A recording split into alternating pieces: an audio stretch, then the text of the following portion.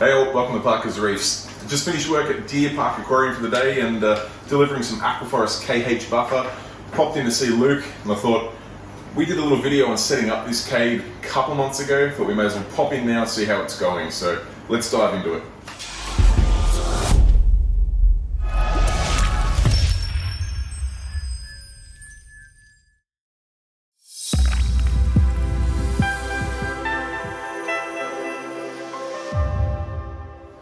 Alright, thank you for joining on another episode of Parker's Reefs. You may remember a little while ago we popped in to help Luke get this CADE tank into his house and unbox it. A few months have passed and it's now running an absolute treat, and I was in the area so I thought I might as well pop in and break the camera out, have a quick chat to Luke and just see where his CADE's at, because I know all you guys at home are really keen on these CADE tanks and want to see how well they can run, and I think this is a beautiful example. So I've got the man himself here. We've got Luke to tell us all about his tank.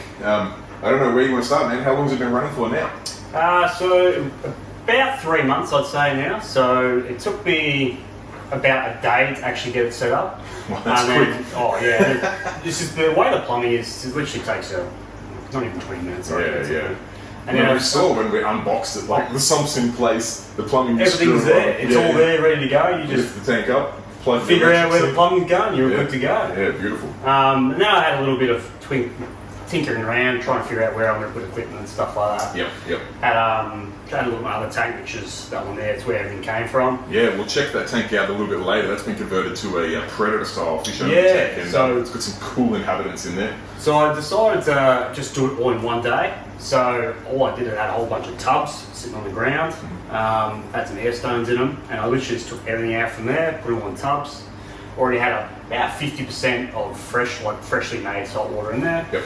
And I just loaded it all in the same day. Yeah, right. And I thought that was the best way to go, quickly as possible. Yep. Temp change, all that type of thing. For sure. Didn't really change anything. And right. It's just taken off since. So didn't really go through any sort of cycle, I guess probably because it's such a quick. Just because I took all the water from there, and I already had a lot of the media and stuff. I'd take it all from out from there. And you could do the full cycle again, but the whole reason I got this was because an upgrade and it's easier ways to move it all over. Yeah, well, it's only 3 months in, and it looks like it's been established for about 3 years. Yeah, so it obviously went well. I was definitely surprised at how well it took off straight away. I was expecting a couple of them to sulk, but a couple of days in, they were back to normal again. I think they just enjoyed having a bigger space, all the big water flow coming through, and all the fresh new equipment that I put on it. So tell us a bit about the equipment, because I mean, we've mentioned a few times the CADE tank now. It's running silently, quite a testament to the plumbing and the system. It's the way to get silent is just a little bit of tinkering with the valves, and then it's literally just dead silent. The way that Adam and the guys at CADE have just engineered so it's dead silent for you. Yeah, which is one of the biggest draws for me to want to get in the first place. Not only that, but the rimless. Just being able to view from the top, and I have those braces in the middle. So equipment-wise, I've gone pretty basic with mine. I've got a couple of reactors, got my Hydra 32s up top, and basic. I like to have as basic as possible. Nothing wrong with basic. No. I say basic, but 3 Hydra 32s, because it's stable lights. Very stable lights. Hydra 32s for me, it's very, very good because the app on the phone. Just being able to change and tweak what I want to do. Same with the e-coral. I've got the e-coral doser there. So it's just easy for me to change what I need to dose just on the fly. Easy. So, and I found that's the easiest thing for me, not having to tinker around with too many things, and just the ease of off my phone, really. Yeah, beautiful. It's doing it all itself, really. Yeah, nice. So what sort of skimmer, return pump and things do you run? So I've got the Reef 600, Reef 600. I have had that for a few years, and I absolutely love it. Just the ease of being able to drain it when you need to, and it's just a powerhouse. Just the cup fills up relatively easy, and it's easy to clean. For the return, I've gone the Syncra. I think the Sinche. Yeah, nice. Dead solid.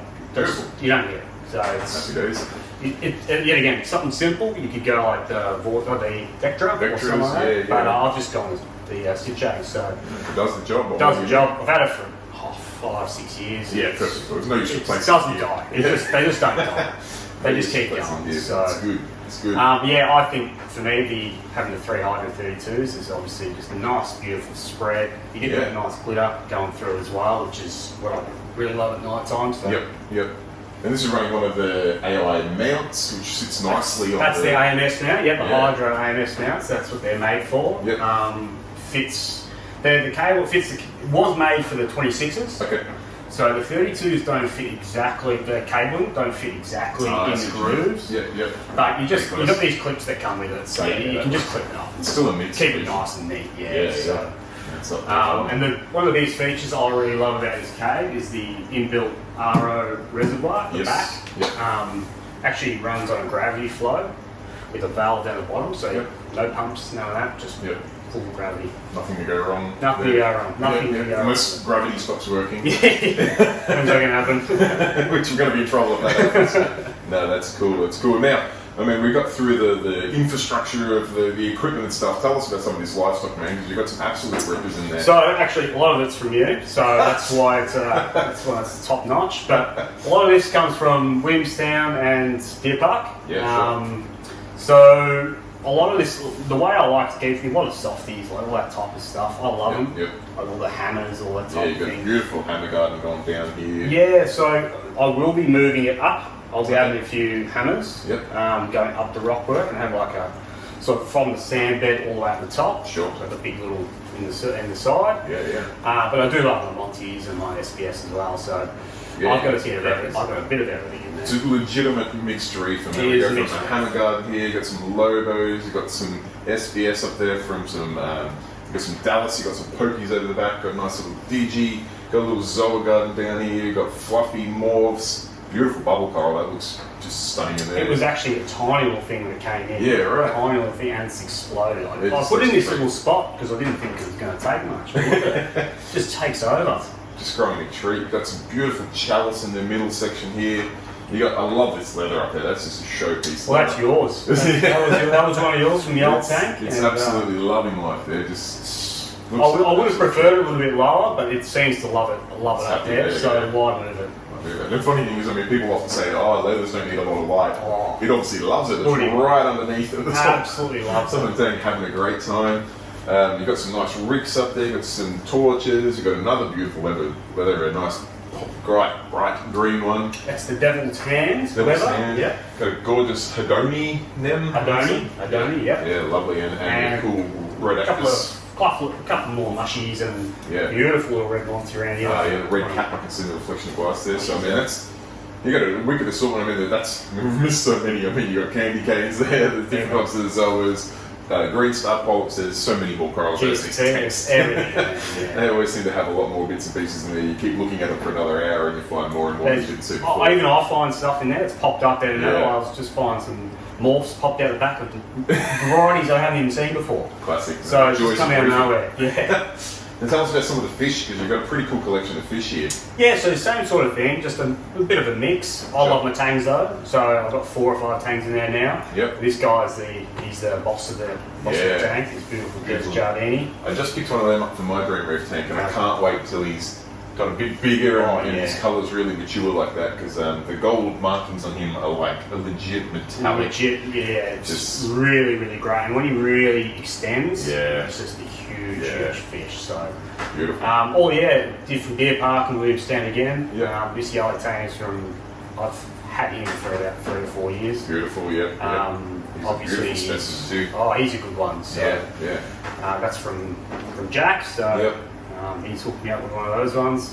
I've got a clown pair, which aren't a pair because they're having a bit of a dispute. But the lovers too. One's hosting a hammer, one's hosting the Hedoni. Okay, clowns tend to bit of a divorce, I think. So. Hopefully they'll work out. What about this? Is Coral Beauty, is it? Coral Beauty, yes. That's a nice purple Coral Beauty. So you don't see them that purple, I don't think. Got a real dominant purple to him. The top and bottom purple's almost squashing the orange stripes. Fluorescent when you get that blue light coming out. The rim on his tail just shines. Stunning fish. So he's been in for a long time, and I think he's been the culprit of a couple of corals going a bit downhill, but dwarf angels, they do love that little nip. They love nipping the acans and stuff like that. So. A little Tamini tank just popped out. Beautiful Tamini tank. They are pretty. I really want to go more that tang direction. Sure. probably going to pick up a nice clown tank at some point. Yeah, wow, yeah. In there, so obviously they're a bit finicky, so. Yeah, it can be a bit of a bossy fish too. Yeah. Speaking of bossy fish, what about this hawk down here? That hawk, I've had him from the beginning. Yep. He's like a little puppy. Yep. Ridiculous amount of personality. Yeah, I do love hawkfish. Just love hawkfish, just the way they float around and yep. just True characters. Yeah, they're great. And obviously this little fish, keeping the Aptasia at bay. So not shy at all, is he? He's got a lot of personality as well. So how's he go with other corals and things? You see him? Great. I've never seen him touch anything. If there's an Aptasia pops up, he's there straight away. Amazing. And then feeds on pellets and everything. Just a bit what of a a pig, cool fish. actually. Yeah. I mean, you've got zoas in there, better than picking on zoas. Hasn't touched them, which is great. It's just amazing. Obviously a bit hit and miss, but I've got lucky with mine, so. Yeah. I would say touch wood, but the CADE cabinet's aluminium and glass, so I'll have to go to the old tank. Nothing to rust on these. No, and that's the way it's been made, so if you have a spill or anything, you don't have to worry. For sure. Nice and sleek too, so. Yeah, I mean, it's got such a presence when you walk in the house. Oh, yeah. What a perfect height. As you say, the stand's never going to rust or swell. No. Beautifully silent operating system. And it's, like I said, it looks like it's been running for 3 years. It's amazing to think that it's only been 3 months. It's only been 3 months since I had this going, and things are just starting to pop up. And it's like this acre in the middle that was completely flat in the old tank, and it's been in here. It's starting to spread all these branches. Yeah, which maybe one of the viewers will know. It's an aquapora that almost plates out like a chalice or a plating Monty, but it has just started to sprout a couple of little branches on it, and it's going to be a really cool piece. It's going to be really cool once it takes off, so it's going to have all these branches going everywhere, maybe frag a few of them. Yeah, happy days. That looks great. Love it. And what's the future plans for the tank? Where are you wanting this to go in the next 6 months, 12 months? So I'd love to keep it mixed. So I just love the variety I can have, but I will be moving it more into the SPS. Okay. Maybe the top of it, like those plating Monties, that type of stuff. I just want to get some more of those high-end ones and get them all encrusting around. So that's the main thing for me, but for now I'm very, very happy with it. I don't want to change anything, so... It's a pretty repeatable pattern that we go through. The SPS doesn't always have a huge allure at first, but then the moment you see SPS encrusting and growing, once you get a couple of pieces take off, and you're sitting, where's the next piece going to come from? And you just have to keep adding more. The good news is, I mean, our American viewers are probably going to shoot me here. In Australia, SPS is pretty cheap. We can pick up wild colonies for like $30-40, and you can split them. The colonies are the size of my hand. So for $30-40, you get a piece and you can split with 3 or 4 mates. Chuck in a tenner each, and you get a solid, big size frag. It's too hard not to continually pick up pieces and share them around. I'm sure there's 50 odd people who have your Dallas going. Easy. probably a couple hundred. But, there's that much Dallas going around. It grows that quickly. It's easy to frag. But I mean, I still love it. I know I've said I won't put it in the new tank, but you never know. It's one of those things that it just did so well in my last tank, and my tank was known for having this huge Dallas colony that I don't want to replicate it. But every time I see some of the Dallas, which again for people that aren't in Australia, Dallas is this. It's an Aussie variant of a barley green slimer. Super hardy, fast growing, super bright, and it just glows in the tank. It's a beautiful piece. And I mean, I say piece, you've got multiples around the place. And they just take off. Like, I could break off more of those, and within the next couple of weeks be encrusting again, which is very, very easy coral to start off with. So if you want to get into SPS, that type of thing, that's probably the first one. I would recommend that be the first one to go to, because it's just so easy to look after. Definitely. No, fantastic. Well, thank you so much for showing us the tank. I know we've got another tank to look at with some cool fish, but we'll just get a little bit of I'll get some B-roll footage for you guys at home so you can have a good close look up at some of these gorgeous fish and corals, and then we'll move on over to the fish-only system. Alright man, tell us a bit about your fish-only system. It's got some pretty crazy characters in here. Yeah, so this was the old tank that had the old corals and everything in. I moved all over. So I decided I'd go best of both worlds and get a couple of predators in there and give them a try. So I've had a few different things in here over the last couple of months, and some of them get along, some of them don't. So up until a couple of days ago, I had this really big line, the volatile line, but I think the cod wasn't too impressed. So a little bit of an arm wrestle. Sort of attacked him, so he's in the quarantine at the moment. But yeah, so I'm trying to get a nice balance of puffers and cod and something big like that. So I think I might be getting a little golden trevally soon. Oh, I might cool. give that a little shot. And yeah, so it's just a great way of having both types of fish. You get your corals, you get your display tank, then you get the big beefy stuff that you can feed some mussels and stuff too, and watch them smash at it. Just do all the things that you can't do in a reef tank. That's it. Like, you don't have to worry about these- nutrients as much. And Nah, so you can sort of lay back with this one. Yeah, Like you can let the nitrates and stuff pop up if you need to, if they do. But I mean, obviously you're going to keep on to it. So of course, sick, but it's not as just over in the coral in the reef For tank. sure. Yeah, Yeah, so, you can feed them heavy and then you can export heavy. and you can export if you need to. Yeah. Like obviously too many changes over in there, and so. But yeah, it's great to see that. Like this guy's got a bunch of personality, but don't put your finger in there. He likes to have a little nibble. He's nibbled my fingers a couple of times. He's a stars and stripes. Stars puffer. and stripes puffer, Yeah, he's a decent size too. I mean, he's a good size, yeah. He looks about maybe 8-9 inches long or something. He's a good one. Obviously, these guys, puffers are renowned for their personality. He's no exception. He's an absolute ripper. So kind of follows me around. Yeah. Yeah. You're thinking about putting your finger in there. No. But yeah, the star shows the cod. He's a flagtail cod. absolute cool fish. It's hard to see at the moment, but he's got this. Looks like a flag at the end of his tail. So yeah, it's just shaped in the way of a flag. So there he is. It's just coming out now.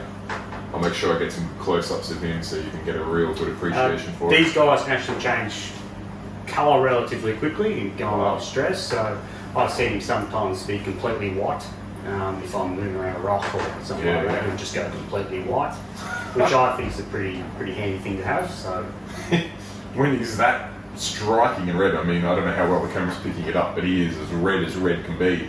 I can't imagine him being pale white. it just turns white. So I don't want to spook him, but he will just turn white out of nowhere. So Unbelievable. it's great to see. Yeah. What about this trigger? This guy's got some incredible markings up around his face. Yeah, so that's an Indian, I think it's Indian sea trigger. Okay. So you've got this nice bronzy gold hatching on the across his face, and nice beautiful blue marks on the top of his head. He's sort of got blue, almost looking like he's crying blue. It's like a little he's crown, got, on the top of his head. True. And he's got this beautiful little gold chin. He does too. And then solid black body with those human stripe white lines. And these guys hardy as anything, so Yeah. I mean, you could, if anyone's looking for like a predator that's going to get along with anything, it's one of those. Like, just get along with anything, other than snails and stuff. Snails, small fish. Yeah, they're all around.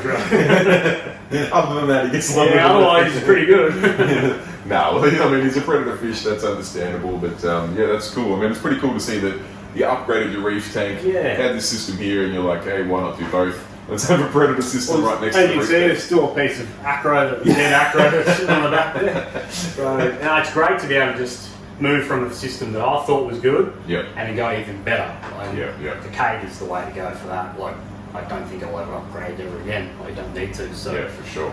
It's a big of a system. Yeah, it's great. Great to have best of both worlds. Definitely. What's the maintenance on a predator system like this? What do you do to keep this? Mainly just water changes. Okay. I do the same water change, same day, every Sunday. I'll do water change on both. And that's legitimately all I really need to do. So I've got a skimmer in there, but obviously not as much with the dosing and that type of stuff, but mainly just the water changes. Just need water changing. Make sure you export what's going in there. So. You do 10%, 20%, something like that? I do about 10% on both every Sunday. Yep. And I'll also test in between boys and see if anything gets a bit too high. I'll just up to 20% or something. Yeah, for sure. Just keeping an eye on those type of parameters. But as you said, don't need as much maintenance with these type of tanks. Just making sure that salinity, that stuff stays pretty stable. Of course. They're pretty happy with everything. So. Yeah, definitely. What about feeding these guys? What do you feed them? So I feed them a whole bunch of different stuff. A lot of fresh, chopped up seafood like mussels, squid, prawns. They love their prawns. Yeah, right. But I am trying to get some of the trigger and the puffer onto the pallets, which they're starting to take them. Yeah, great. You can't see the little pallets. So, these two are starting to take some pallets, which is great to just be economical wise. Yeah, instead of having to keep forking out for For the seafood. Seafood buffet every night. Yeah, well, I try not to feed them every night. Yes. Just because they get really, they export it's just very heavy. Absolutely. So every couple of days I'll give them a feed. So yeah, that's fair enough. they're pretty happy with that. So beautiful. Well, they're a trio of absolute characters, and what a great use the system after you upgraded. Yeah, that's it. Like instead of just selling it off, why not use it again? Try something else. So so for this tank, I'll probably try a few more predators, maybe some high-fin snapper, some trevally. Maybe even give a shark a go, maybe. But it's probably not big enough for it, so might stay away from it. And, just stick to the little predators. Gonna try and get a few more different types of puffers in there, I think. For sure. Puffers get along with each other, okay? Yeah, so some of them do. Okay. So you get it's relative that they won't, but you can get. So I've had porcupine puffers in here before. They've got along fine. Okay. So it's just hit and miss. Bit of personality clashes if they get along. Yeah. So I think the idea is with most, same with like tanks, put them all in together. Yeah, okay, And so no one gets territory, that type of thing. So that's how I usually do it. Yeah. I'll put a few puffers in at the same time. Sure. And I like to put the cod in last. So if I'm going to put a few more fish in, I'll take him out. Okay. Let him go sit in the quarantine for a few days. Yep. And then once the other ones are settled in, introduce him back in again. And then he's sort of not as crabby. He's just a troublemaker. He's an angry looking fish. He's angry. Well, these guys are pretty cute. He just looks angry. No, that's awesome. I don't know much about predator tanks, so to see one in person and see some of the weird and wonderful fish that you never see in reef systems is really cool to see. So thank you so much for showing it to us. Not a problem. Awesome. Cheers. Alright guys, that's about all I got time for on today's episode. If you've got any questions for either myself or for Luke about either of these incredible tanks, be sure to pop it in the comments section down below. If you don't know, I personally respond to each and every question, comment or feedback. So if you want to get in touch with me, that is the best way. Other than that guys, if you enjoyed the video, please give it a thumbs up. And as always, if you're yet to subscribe, please consider doing so. Till next time guys, stay safe, keep reefing. Bye.